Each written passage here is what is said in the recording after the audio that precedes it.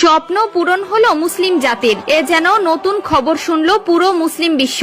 এবার পবিত্র কোরআনের কাছে মাথা নত করেছে সমস্ত আধুনিক বিজ্ঞান। আধুনিক বিজ্ঞানের বড় বড় বিজ্ঞানী ও গবেষকরা পবিত্র কোরআনকে বিজ্ঞানের অন্যতম বিষয়বস্তু হিসাবে তুলে ধরেছে। প্রিয় দর্শক, পবিত্র কোরআনে 1400 বছর আগে যে কথা বলা হয়েছিল সেই কথাই আজকের এই আধুনিক বিজ্ঞান নতুন করে গবেষণা করে প্রমাণ করেছে। আপনাদের কাছে একটি প্রশ্ন, আপনি কি পবিত্র কোরআনের পক্ষে নাকি আধুনিক বিজ্ঞানের পক্ষে? অবশ্যই কমেন্ট করে জানাবেন। তো চলুন বেশি কথা না বলে শুরু করি আজকের ভিডিও। আজকে আপনাদের জানাবো পবিত্র কোরআনের কাছে কেন মাথা নত করলো আধুনিক বিজ্ঞান। যেই বিজ্ঞান সব সময় কোরআনকে অস্বীকার করে আসছে, সেই কোরআনের কাছেই বিজ্ঞান আজ মাথা নিচু করে আছে। 1 নম্বরে পবিত্র কোরআনে সূরা ফুরকানে 61 নং আয়াতে বলা হয়েছে, চাঁদের নিজস্ব কোনো আলো নেই। কিন্তু আধুনিক বিজ্ঞান এই কথাটি অস্বীকার করত।